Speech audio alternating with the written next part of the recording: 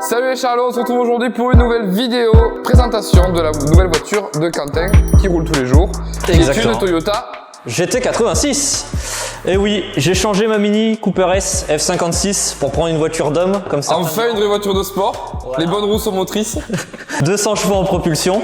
Donc j'ai changé la Mini Cooper S, j'ai eu quelques petits soucis avec. Heureusement, ça s'est bien terminé pour moi. Et du coup, j'ai demandé à Florian qu'est-ce que je pourrais prendre dans le même budget, à peu près la même puissance et surtout qu'il soit fun à rouler. Et donc du coup, il m'a conseillé une Toyota GT86 parce que tu en as eu une. J'en ai eu une pendant 2 ans en effet. Voilà. Et donc du coup, j'ai pris dans l'originalité, j'ai pris la même couleur que la tienne. Il a dit, t'avais pris quoi? Une GT86? Bah, orange tangerine, boîte méca. Bon, mais je vais prendre la même en fait. Voilà. Et les feux valentise, voilà. Pour indication, à la base, je voulais pas prendre une orange parce que j'avais très peur du résultat parce que j'en avais jamais vu sur Bordeaux en orange et j'avais très peur du rendu. À la base, je voulais une bleue parce que je les ai trouvées très jolies en bleu. Et puis j'ai trouvé celle-ci sur le Bon Coin chez un vendeur en orange et les photos étaient très bien prises à l'instar d'un certain photographe bordelais qui nous fait des shootings aux petits oignons. Et comme quoi des bonnes photos ça fait vendre une bagnole quand même. Comme quoi non mais c'est sûr, hein, des belles photos effectivement ça fait tout. Et quand je l'ai vue j'ai craqué parce que elle a pas les jantes d'origine et elle a une ligne en plus Multec. Que je trouve très sympa et les jantes dessus je trouve qu'elles fit très bien. Donc quand je l'ai vu j'ai craqué et du coup j'ai pris ça et ça fait quand même un petit moment. On vous la présente un petit peu tard parce qu'on a eu quand même une refonte de la chaîne entre temps. On a eu quelques voitures à filmer, le projet de la Lexus et on vous la présente qu'aujourd'hui.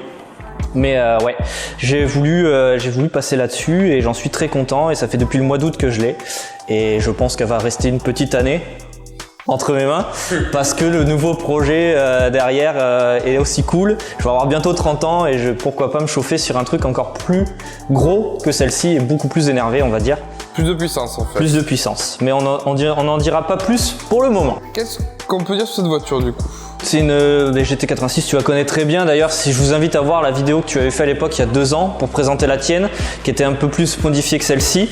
Donc c'est un moteur 200 chevaux atmosphérique en propulsion, boîte méca. Et donc comme je le disais tout à l'heure, la seule particularité de la mienne, c'est qu'elle a des jantes en 18 pouces. OZ Racing et un 4x Miltec qui améliore un petit peu la sonorité parce qu'on va pas se mentir, d'origine une GT86 ça fait un bruit d'aspirateur Dyson pour pas les citer et aujourd'hui ça va un petit peu mieux. C'est pas ouf mais c'est un peu mieux. Ça fait mieux le taf, surtout en cold start, mais l'autre jour t'as été surpris. Oui.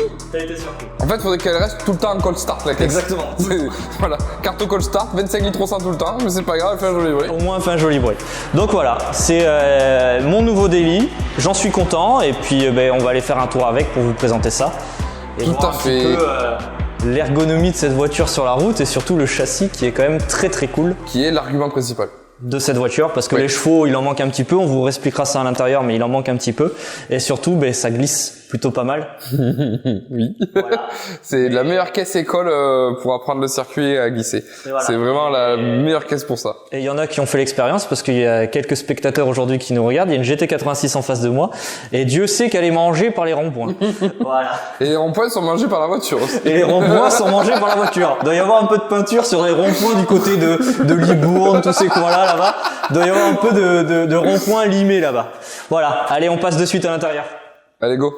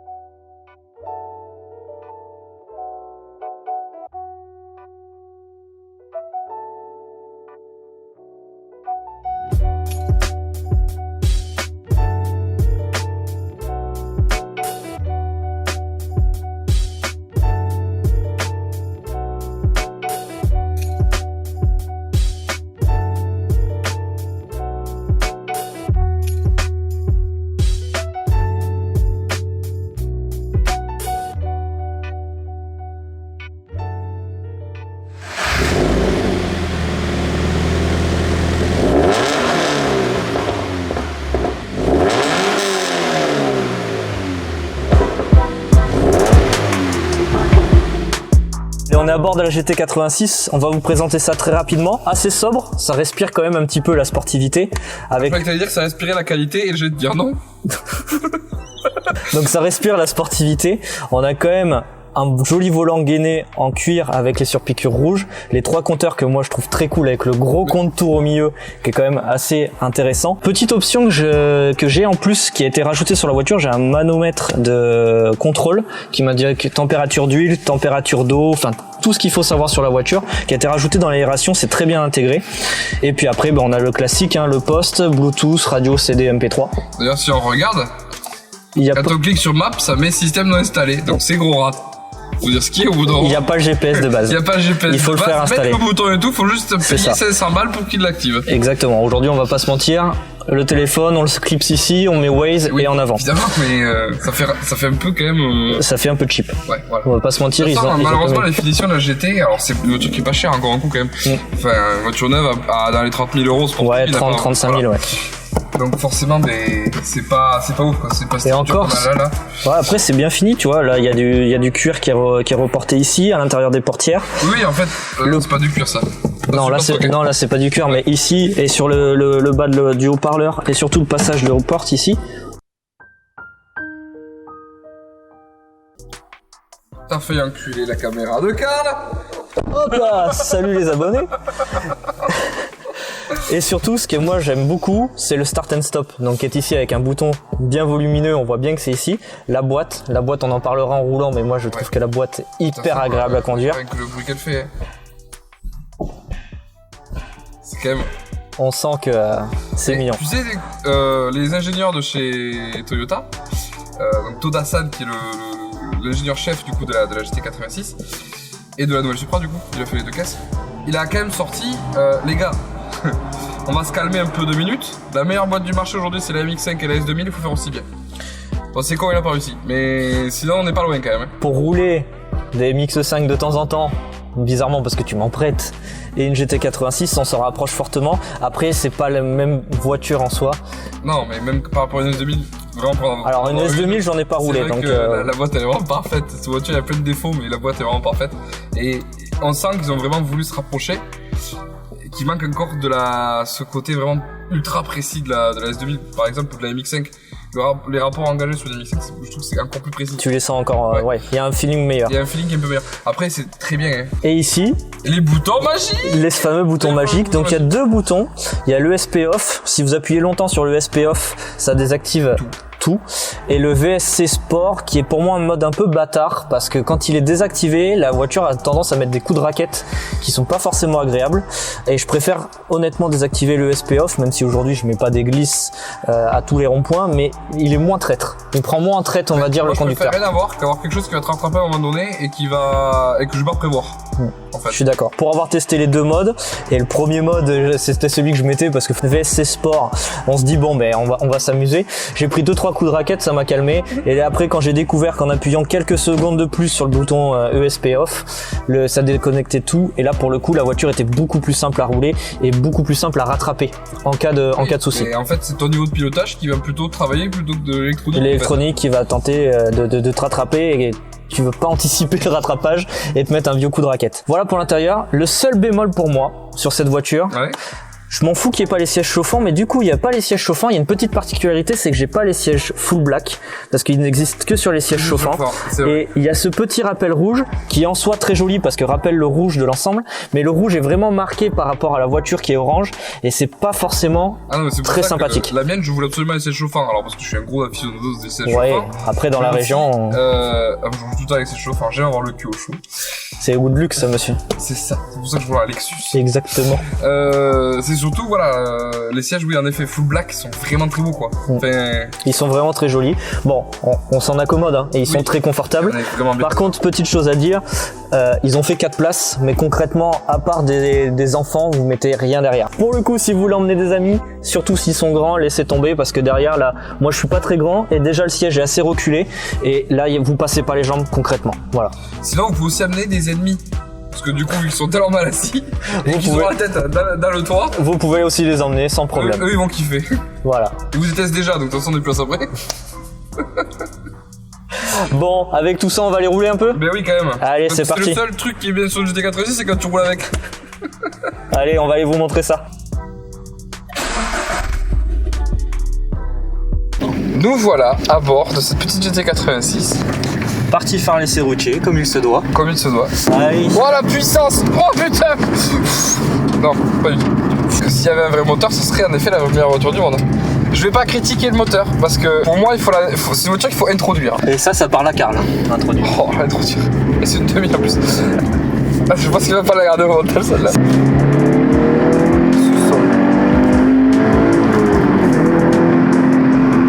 Et du coup, moi, je viens de faire un recul sur le troisième rapport, parce qu'on va presque croire que ça va vite. Oh putain! Oh putain, ça marche! Il est con!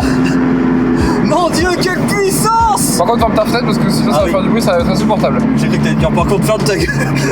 Alors, par contre, ferme ta gueule, oh. La GT pour moi c'est une voiture qu'il faut introduire. Pourquoi? Parce que il faut comprendre la philosophie de la voiture pour pouvoir l'apprécier. C'est pas une voiture que tu vas prendre, que tu vas faire des gros burns partout comme un gros sac. Tu vas pas avoir le meilleur chrono sous circuit. Tu auras pas la voiture la plus efficace du monde. Par contre, t'as la voiture qui va te donner une banane tout le temps quand tu vas la rouler. Tu mets les mains sur le volant, tu mets les mains sur le levier de vitesse.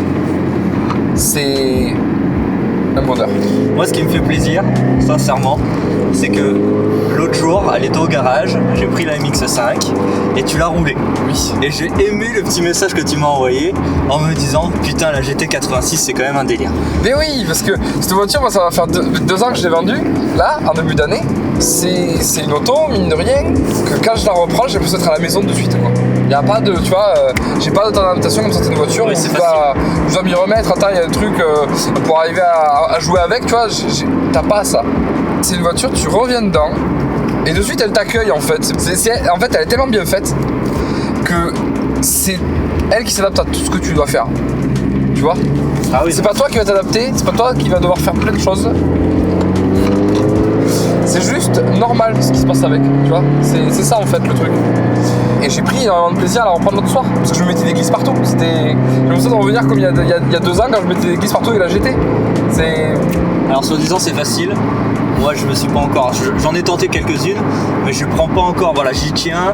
Il y a des jantes dessus. J'ai pas envie de faire n'importe quoi. Donc j'attends de m'entraîner sur des endroits un peu plus calmes. Mais c'est vrai que sur la route je me suis pas encore mis des glisses de l'enfer. C'est normal. Attends, c'est pas vraiment. Voilà. Il faut savoir que moi c'est mon pseudo délit. Celui-là en vrai par exemple il a l'air facile. Tu vois? Voilà, laisse-la partir. Là, justement. Là, un peu plus de gaz, un peu plus. Voilà. Comme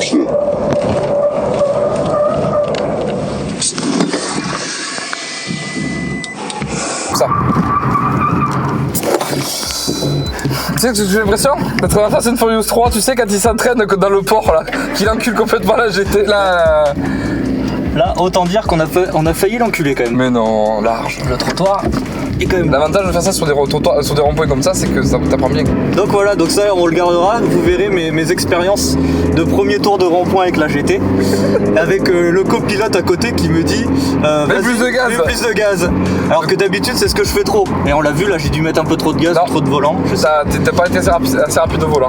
Voilà, donc voilà, c'est un coup de main à prendre. J'ai pas du tout la prétention de dire que cette voiture je la mets en glisse, parce que c'est pas le cas. Je me fais 2-3 petites glissouilles à certains endroits, mais les tours de rond-point encore, j'en suis pas là. Mais ça s'apprend, c'est comme ça s'apprend.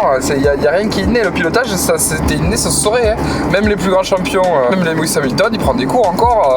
C'est normal. Hein. Là, c'était vraiment, on l'a fait à l'arrache pour la vidéo. C'était pas du tout prévu, clairement pas. Voilà, il y a un petit peu d'entraînement, mais ça va pas être non plus ingérable à faire, quoi. Ça va pas être faire des tours. On sent que voilà, en quelques minutes ou en quelques essais, tu peux y arriver. Quelques minutes, non, mais pas quelques minutes. En quelques ronds-points, on va dire. Quelques ronds-points. Et quelques ronds-points, tu y arrives, quoi. Elle est pas brute. C'est pas brut, ça te met pas un coup de raquette, ça te met pas un coup de. Là dit, tu peux la faire. Je roule de la Corvette depuis 2 ans maintenant. Quand je roule pas la GT, en fait, du coup, je me raperçois du coup de ses qualités. La Corvette, elle va glisser. Déjà pour la mettre en glisse, tu dois la violenter. Et pour la remettre en grip, c'est des grandes tartes dans la gueule qu'elle te met, tu vois. Alors que la GT, dans un sens ou dans l'autre, c'est oh, allez, doucement, allez, un peu plus s'il te plaît. Voilà, c'est parce que c'est gentil, tu sens que la caisse elle a été faite pour ça. Un peu comme une BMW. Une BMW, t'as un peu ça, t'as ce côté un peu joueur qui est facile encore à mettre en glisse, tout ça. La voiture de Sabrina qu'on filmera bientôt sur la chaîne, une 325 i30, même avec un différentiel ouvert qui est beaucoup plus difficile à drifter. Vous vous demanderez à Villebrequin du coup qu'est-ce que le différentiel ouvert. même si c'est pas forcément le plus simple, la caisse est quand même simple encore. Tu vois, tout est naturel. Et c'est ça qui est bien avec une GT, c'est que c'est naturel. Et c'est simple. Et en automobile, faire quelque chose de simple, c'est là que c'est compliqué. Tac, allez, on change de pilote. Allez. Commandant de bord, un copilote, autorisation de drifter. T'étais assis au fond de l'auto, mon copain. Avant, c'était Karl qui fait 2,12 m. Et qui aime trop fond aussi. Et qui aime trop fond aussi. Ah, elle est compliquée. Oui, mais toi, t'as l'habitude. Ça reste une super caisse et je kiffe la conduire tous les jours. Le petit défaut pour moi qui effectivement ne mettra pas forcément les voitures en glisse ou autre, effectivement c'est le moteur qui manque un peu de puissance. Parce que c'est vrai que des fois quand tu veux faire une ou deux axles, tu sens que tu es vite limité. On a un génie devant. On a un génie devant avec, je ne connaissais même pas, un Citan. Un Citan, c'est pas un gitan, c'est un Citan. Oui mais c'est un petit gitan, c'est un Citan. C'est un Citan. Et qui vient de tirer le câble devant nous après ta petite glissade dans le rond-point. On revient de rouler, on a vraiment kiffé. De toute façon, on n'est pas unanime, on en a eu. T'en as eu une, j'en ai une. Ton avis? Pour moi, c'était la caisse qui m'a fait découvrir le circuit et qui m'a fait vraiment aimer piloter, parce que c'est vraiment une caisse qui se pilote. C'est la meilleure caisse école qu'on puisse acheter aujourd'hui pour un budget restreint et qui est pas folle en entretien, en tout cas à payer. Enfin, qui est pas très cher en entretien. Qui est pas très cher en entretien. Et pour moi, voilà, mis à part qu'à un moment donné, vous allez arriver aux limites de la voiture très vite en termes de moteur, donc vous passerez sur quelque chose de plus gros, mais au moins rouler 1 ou 2 ans en faisant beaucoup de circuits, sans souci quoi. Bon, dites-nous ce que vous en pensez en commentaire, qu'est-ce que vous pensez de cette GT86, on espère en tout cas que la vidéo vous aura plu. Restez connectés, abonnez-vous à l'Instagram, à la chaîne YouTube, partagez avec vos proches et on revient très vite avec des nouvelles vidéos. Allez, ciao les Charlots. Ciao les Charlots.